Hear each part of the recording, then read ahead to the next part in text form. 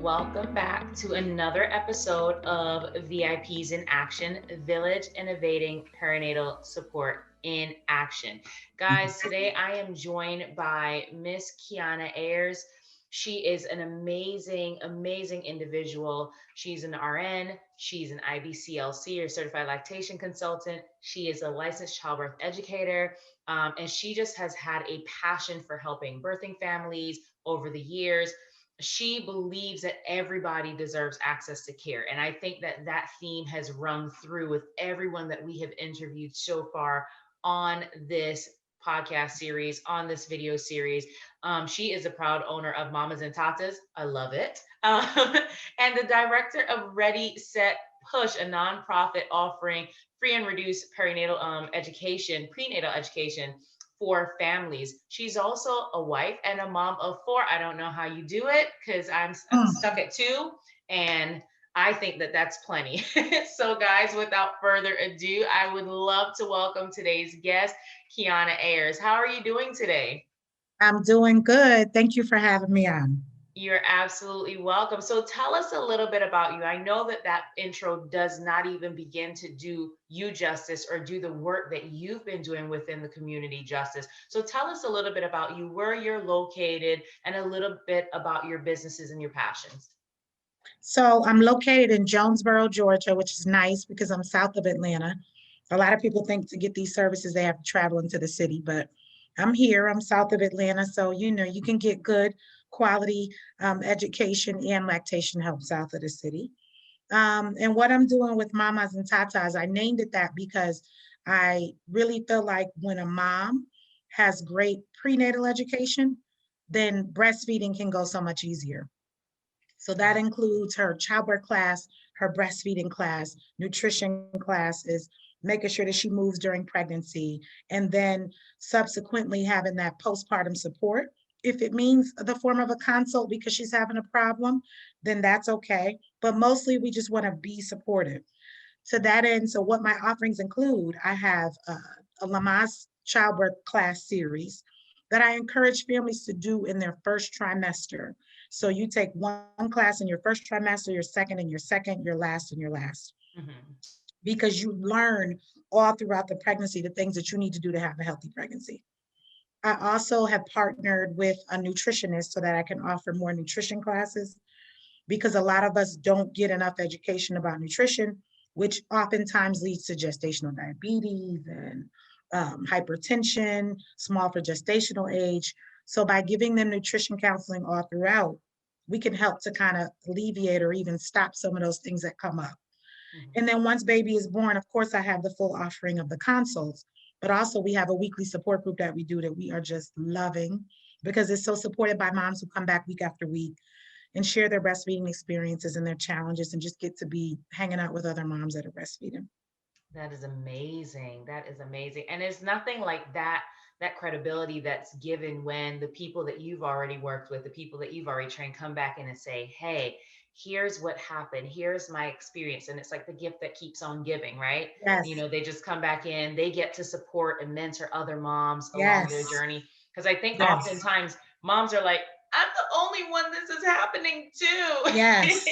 yes, yes, yes. And that peer support is huge. So, like when we're on the call, we'll say things like, a mom will say something, and the next thing I'll say is anybody else having this issue? Hmm. Letting them talk to each other. They have more street cred than I do. My baby Right. is 10 years old, right? So when they're sitting there talking to other moms who've just been through it, it's really, really helpful. So we have that wide array of services that we do. And like you said in the intro, what I saw was that yes, we have offerings, right? We have classes, but a lot of times they're not quality. Hmm. They are, little snippets of things that women can use, but especially when dealing with low income families, we can just check a box and say we offered them something. And I wanted to be different than that. I wanted to have offerings that were really quality so that even if you don't have the means to pay for something, I want you to feel like what you got was the same as what another family who could pay for it received. Hmm. Awesome, awesome. That is amazing. How has COVID-19 affected you? I mean, so you're doing all these amazing things, you're meeting all these amazing people, you're making such an impact in your community, and then COVID-19. So how has that affected you, your practice, how you engage with your audience now? Right. So before COVID, lots of in-person stuff, right? Just getting moving on setting up things and being in the community and having all these meetups in person, it was great. And then, of course, we had to stop. So we had to quickly pivot to virtual offerings, which, yes, it's a little more difficult. Like I had to add cahoots and put games and things like that to keep people's attention a little bit more. But what I find is we have a wider reach. Hmm. So now families all over the state, all over the country have joined us. I've been fortunate to teach breastfeeding classes in Ghana because Hmm. of Zoom, right? Because so Zoom has really to me been a blessing. I recently did a virtual consult with a mom in Chicago who had come to my breastfeeding class and was like, I couldn't find the help I wanted, so I came back to you. And I knew you would get me where I needed to go. But that couldn't have happened, pre Zoom when we were doing this, where everybody's using Zoom now. Hmm. So the virtual offerings, yes, it's been a little more painful. I do get quite a few calls of people who are like, when are you going to do something in person? But having the Zoom offerings really has helped me to be able to have a farther reach. I just did a class in Savannah, and I have families who tune in from South Carolina. So it's nice because women can just be online and they can have access, even in areas that are resource poor. They Hmm. can still get quality resources in their own home. And I think some families like it. They get on with their pajamas, or they don't turn their camera on, or it's just a lot more comfortable being in their homes. Mhm. I would imagine, especially for moms with new babies, right? Like, Right. to get the baby ready, get out of the house, get to this Yes. meetup or whatever the case may be. It's great to get out and meet people. But sometimes, life happens. Our days are just like crazy, and moms are like, oh gosh, I just can't. So to even know that they have the ability to be in pajamas, be breastfeeding at the time that they're doing this class or whatever have you, I think is such an amazing resource. So I think it's one of the amazing things about what has come out of COVID-19, Hmm. in terms of the fact that everyone thought that being online was going to be detrimental. And what Hmm. we've recognized and realized is, like you said, you're teaching in Ghana. you know do those people even have a Kiana over there? They don't have a Kiana, right? And so now you're able to reach people in areas who before would have just had to kind of, trial by fire. Let's see what Right. happens and hope for the best. And now they can get that expert guidance that they need, Right. for the journey. And that's a beautiful thing. Oh my goodness, I Yep. love it. That's awesome. What difficulties or what struggles have you noted though, in terms of being able to reach people during this time? What I've seen, especially for the families that I really want to reach, is that the resources that they did have are shuttered away. Hmm. So without having abilities to go into buildings, a lot of the health departments, you're not able to go in the building. It just, a lot of the resources kind of withered up. So being able to be a resource for families at a time when things were closing down was Hmm. really important to me. But I'm only one person, and I'm not known to the masses. So having this podcast and showcasing so many of us that are still out here is helpful because, like I said, a lot of things that were normal to have during your pregnancy and then after just aren't there. Hmm. So I partnered with some of the local WIC offices. I always send them my classes. I've gotten a lot of families that way so that they know I'm still here, able to Hmm. offer services. But it's been really hard, especially on families that don't have additional resources and who were relying on those types of resources. They're just not there. Hmm. So that's been hard. What about you? So you're a lactation consultant. What about things like breast pumps or, Mhm. like the more of the physical things, that people may need? They're like, oh, well, I need maybe nipple shields, or I don't know how to do this in particular, or Mhm. whatever have you. What are you finding with regards to Mhm. people, especially in more rural areas with access? So maybe the ones that already have to drive a substantial distance just to get to someplace. Are Mhm. you finding that you're at least able to still reach those individuals, or has it been a struggle for them? So, like I said, because I'm here, but like, not a bunch of people know about me, and I'm a team of one so far. Um, what Getting access to like stuff like breast pumps and stuff is not that difficult for most families with low resources, because some of the Medicaid companies will cover the cost of your breast pump. But there's a but. You get this pump, you don't know how to use it. You may Mhm, not have the right items inside. You may need additional things, and there's no one to call to talk about that stuff. mhm, So, you may get it, but you're still missing a piece of the puzzle. And for some of the Medicaid companies, they don't offer it at all. mhm, Being a part of the VIP cohort, I've been able to provide things like that through them, which is part of their grant offering, able to help some of the families I serve to get access to those things that just weren't available. Um, so that's been a good thing, and that's been huge to be a part of this, to be able to say, you can't get it there, but I can help you get it through this, which has been mhm. great. That's Yeah. awesome. Yeah, and that's, I mean, that's a beautiful segue, because I was going to mention, being one of the recipients of the grant, what ways were you finding that this has been beneficial to you and your community? And like you mentioned, you've been able to get them access to resources that they otherwise might not have been able to get. And I think that that's key. I think that especially in a time like now, because a lot of people, they were saying, "Oh, this is only going to be a month." Right. And Yeah. and and and That's when what you we wrap your thought. mind around, okay, I just gotta wait till next month, I'll be okay. And then next Yeah. month turned into 2 months. And now it's Yeah. been 12 months. And if you're, in the Northeast, it's been over a year, well Yeah. over a year. And so, places are locked down again.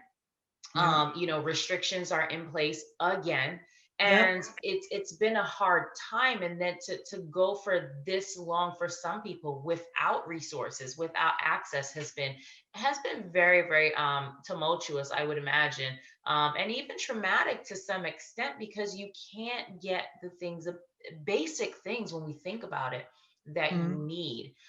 What things have you found have been struggles within the community at large, in terms of, your education, your breastfeeding, what you're doing? What have you found as you start working with people? Have they mentioned that are struggles for them? So in pre-COVID, you'd have your baby, you'd go to your pediatrician's office, you'd get your baby weighed. Post-COVID, a lot of pediatricians' offices are doing virtual consults. Hmm. So now you've got this baby, they're not sending you a scale, right? So it's up to you to have a scale if you can get one, right? So now you're having this thing where you're like, you just have all these questions about, is my baby okay? Because you're not getting that in person touch. Having that access of having this weekly support group with other moms who can kind of help you to see, is this normal? Is this not? That's been a nice gap that's been filled, Hmm. because you're not able to get that when you're doing like the virtual consults with your pediatrician's office. Hmm. And like I said, no people aren't mailing out all the resources you need during your Right. pregnancy. Virtual visits. How are you going to get your blood pressure checked? How are you going to get, so there are different things that just became missing. So a lot of women who were already marginalized and falling through the cracks fell even more because of that in-person touch. So being able to help moms to advocate for themselves and to say, hey, here's some of the signs and symptoms that you might need an in-person exam, or that you might have to advocate and say, no, I need my blood pressure checked, or no, I need my baby to have a weight check. Those are things that have been great to do and be able to educate families about. Hmm. That's awesome. That's awesome.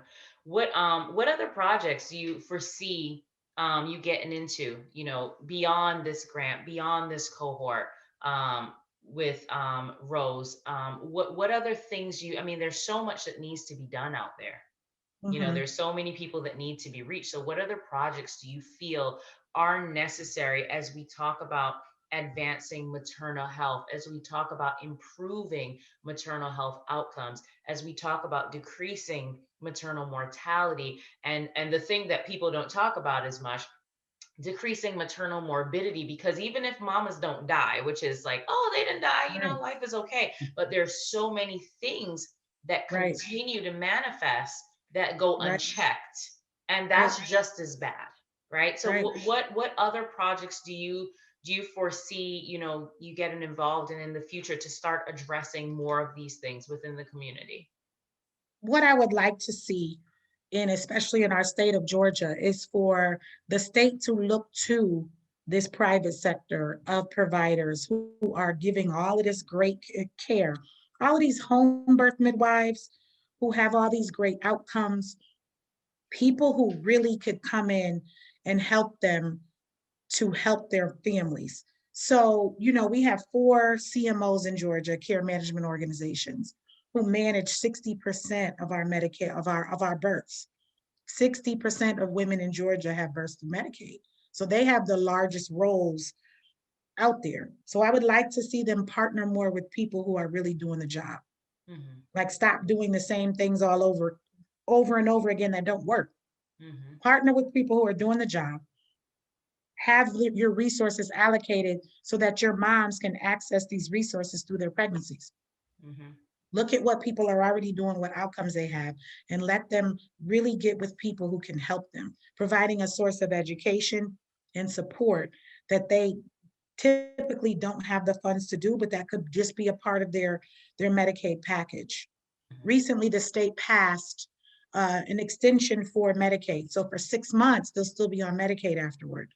It includes a lactation benefit, but we don't know what that will look like so far.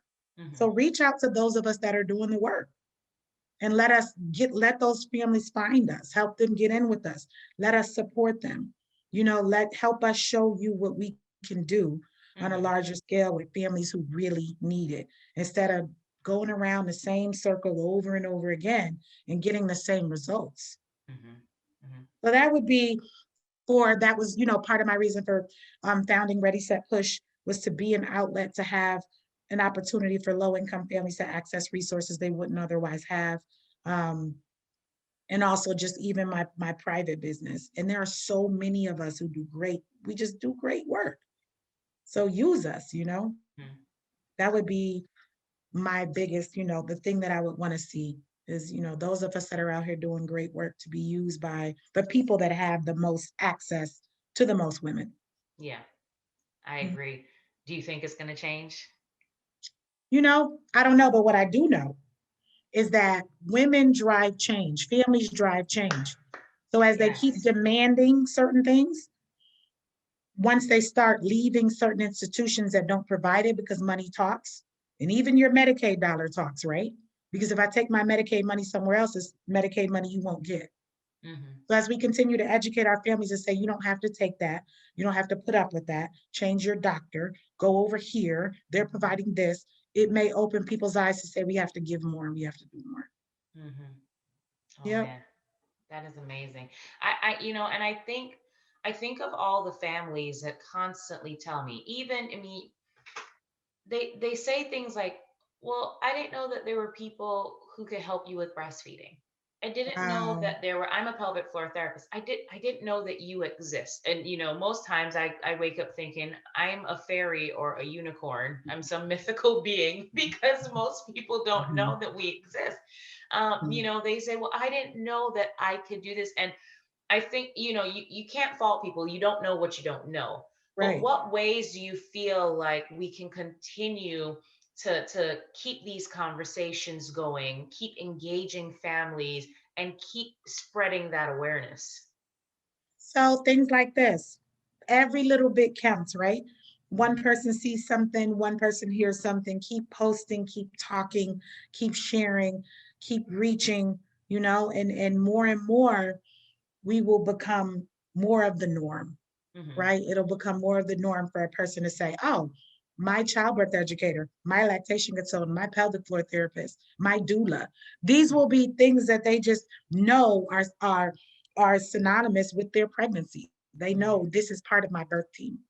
and it won't be so foreign to people to think that these are things that they might, just only, only certain people need. So I think Hmm. we just keep pushing, keep talking. And there's so many people, even, we think doulas, we think for us, these are normal terms, right? For Right, some people, they think childbirth is I have to go to a hospital, the doctor will tell me what to do. I will listen to the doctor. No right, disrespect to physicians. I absolutely love them. I work with some incredible physicians. right, But where do you see that holistic care coming in? Because there's still a sector of people who it's the hospital, it's that they don't, and they're not getting anything. right. I remember when I had my daughter, it was really funny actually. I'd look back on it now and laugh. And the lactation consultant from the hospital walked into the room, and I happened to be breastfeeding my daughter, and she got maybe 10 feet inside the door. Like she came through the door, because when you first come through the door, the bathroom is right there, so I can't see her. So you've got Right, to literally walk about 8 feet in before you can even see the room. And right, she goes, "Oh, well, she looks good. You look like you're doing good, mama." And turns around and walks back out. And I'm like, "You better not put that on my bill." Because I didn't, that wasn't even a minute. But that yeah, was lactation consultant. She didn't check the latch, right? I mean, she didn't check to see that baby was actually getting something. She didn't check to see, like, "Mom, how do you feel? Does this feel comfortable? Let's talk about positions." She didn't check any of this stuff. Thankfully, I knew, but what about the moms that don't? right, You right. know, it You're absolutely correct. hmm and So it's I think crazy. partnering with OBs and midwives to provide prenatal education is one of the best ways for us to be known. Because Absolutely. when women are pregnant, they are in a position to make different changes in their lives. They're more open to make changes. So introducing these concepts during the pregnancy, centering pregnancy. I love centering pregnancy. Mhm. Um, as a way for moms to get group OB care where they learn a ton of information. So having a model like that, or even having an OB that says, "Hey, I'm just going to introduce a different discipline every month to my clients. Mhm. I'm going to introduce them to, here's this great doula service, here's a nutrition class, here's a childbirth class." These offerings, it doesn't have to be difficult or Mhm. costly. It's just opening the window so that people know these offerings exist. Mhm. And in any OB office can have this kind of partnership with a variety of different people and leave it up to their clients to decide who they want to use or how they want to access. Yeah. But just the knowing that they're there, Mhm. knowing that they exist is Yeah. really, partnering with OBs and midwives to me is a great way to get these offerings out, because people sadly will listen to a physician quicker than they'll listen to allied health professionals. So when a physician says, "Hey, I got this childbirth educator, or I have this doula, or I have this set of people, you should check them out," it carries more weight. Yeah. So really having that ongoing discussion, like we're not trying to alienate them or be enemies with them. We want to partner with them, Yep. because that's Absolutely. where the women go. And Mhm. so if we can partner with them and have all these access, these resources available to them in their offices where the women come, it would make a huge difference. Yeah, Yep. absolutely. I think we can definitely reach more communities that way, Mm-hmm. and just really, really, again, get more women aware, Mm-hmm. get more community engagement, get people saying, "Oh, you know what? Hey, now that I've seen this, now that I've experienced this, I can share this with other people." And like you say, women Yes. make change. So, if, one woman says, "Hey, my doctor told me about this group," and they tell their girlfriends, and they tell their mom groups, and they tell their church groups, and Yes. they tell, all these different people, and we have that domino effect. Yeah, that would be a beautiful day. And I can't wait to see that becoming the norm within Yeah. our culture, within our society. Well, I mean, I just think you are a wealth of knowledge. And I mean, we didn't even start touching on your RN background. I mean, you're like a vault of knowledge. Thank you. I just Thank truly you. think that the people in Jonesboro are blessed to have someone of your caliber just providing amazing care. And just the thing with people, it's one thing to give a service, it's another thing to have a heart for people. Yes, have a I heart agree. and to really want to see that change and to really want to help people. And I mean, it comes out, you exude it through and through. And those people are blessed. So I mean, I hope that you continue reaching the masses. Let's not just stick to Georgia. Let's get all over the Yeah, world. Let's reach these yeah, people. Let's reach these physicians. Let's yes, see what else we can do to keep increasing awareness, keep increasing absolutely. keep increasing and improving outcomes, so Yes. that moms are healthier, happier, babies are healthier and happier. I think that's a beautiful thing. How can moms reach you if they need you? Yep. So my website is mamasandtatas.com. You can just, if you can peruse around there, fill out a contact form, I'll reach back out to you. You can also follow me on Instagram at mamasandtatas. I'm not super good at posting every day, but a lot of the moms I work with are like, you have to post every day. So I try. So those are the two primary ways to reach me is through the website or through my Instagram page. And you can find me. And we can hook up and I can help you, to craft really what your pregnancy, what you want it to be. Mhm. And of course, if you just need some help with breastfeeding, I can do that too. Absolutely amazing. Well, I know that I will be sending all mamas in south of Atlanta to you, and Thank you. all the ones that come my way, because I just think it's phenomenal. And I'm Thank you. I continue to wish nothing but blessings on your business, on your journey, on your growth. So we can go out here and help even more women. Yes. Thank you so much for having me. This was fun. You're absolutely welcome. Well, guys, that wraps up another episode of VIPs in Action. If you are in need of childbirth education, if you are in need of a lactation consultant, if you are in need of somebody that has the heart of a teacher and just has a heart for people, reach out to Kiana Ayers, mamasandtatas.com. Find her on Instagram. You can reach her out directly from the website, through the contact forms, but there's so many ways to reach out. Please do not hesitate to reach out to this amazing human being for all your lactation and childbirth education needs. And so, guys, that's it for this episode. We will see you again soon for our next episode of VIPs in Action. Thank you. See you later.